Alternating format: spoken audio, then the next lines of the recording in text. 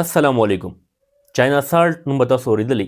د دې برانډ نوم چې کوم دی اجینوموتو دی. اجینوموتو یا اجینوموتو جاپاني برانډ دی او دا په پخلي کې د خوند او ذایقې سیوا کولو لپاره استعمالیږي.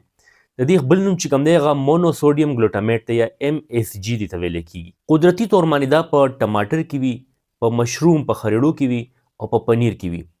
د شیشې په شان دانې وي، د مالګې په شان تاسو ته ښکاري او د خوند ذایقې لپاره استعمالیږي. خو د دې څه مضر اثرات دي، څه ساید افیکټ هم شته. کم خلکو لپاره هغه خلکو لپاره چې کوم د مسلسل ریګولر استعمال کوي د چاینا سالټ.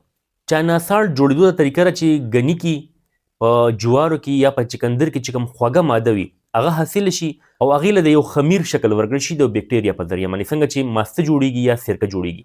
کله چې دغه خمیر په وجه کوم ماده تیار شي هغې ته ګلوټامیک اسید ویل کېږي. کله چې دغه خمیر جوړ کړی شي نو په دې کې سوډیم شامل شي یعنې مالګه. نو چې کله دې کې سوډیم شامل شي نو دغه خمیر ته بیا ویل کېږي مونوسوډیم ګلوټامیټ. کله کله که دا استعمال شي نو خیر دی، هفته کې یو پیره دوه وریجو کې یا په غوښه کې تاسو پخلی کوئ او دا پکې استعمال کړئ نو خیر دی. خو چې کوم خلک دا روزانه استعمالوي یعنې دا په کچن کې موجود وي او که غرمې پخلی کوي که ماښام پخلی کوي خو روزانه بنیاد باندې دا استعمالیږي، یا هغه خلک چې هغوی په هوټلو کې ډېر زیات خوراک کوي.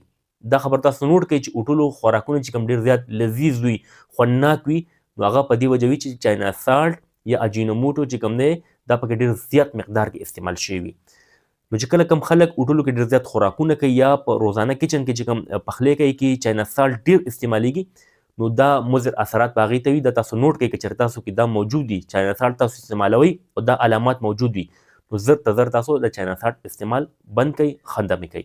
کم خلک چې ډېر زیات مقدار کې چاینا سالټ استعمالوي، یو خو به هغې ته درد سر وي، مسلسل به یې په سر باندې درد وي. که چېرې تاسو په سر باندې مسلسل درد وي نو دا یوه وجه ده د چاینا سالټ د خوراک. دویم چې کوم خلک چاینا سالټ استعمال ډېر کوي نو په هغې به خوله ډېره زیات راځي.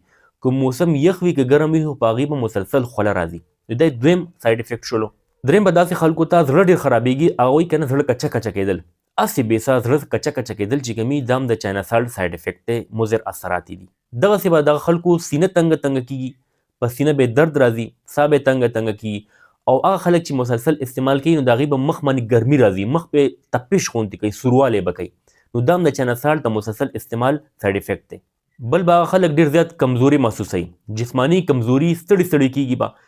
چې کوم خلک د دمې مریضان دي او هغوی چاینا سالټ په خوراک کې مسلسل استعمالوي نو د دمې علامات پې سیوا کېږي، یعنې د دوایي نه استعمال نه باوجود به دمه نه ټیکېږي، ساه به یې بندېږي، بلغم مسله به ورته ډېره زیاته راپېښېږي. نو دا ټول علامات دا ساید افیکټ دي د هغه خلکو لپاره کوم چې چاینا سالټ مسلسل استعمالوي. نو تاسو مهرباني وکړئ د دې نه پرهیز وکړئ، مسلسل استعمال د دې مه کوئ. کله کله استعمال شي نو ټیک ده، خو روزانه د دې استعمال بالکل مه کوئ، بلکې خپل کور ته چاینا سالټ د سر راوړئ مه.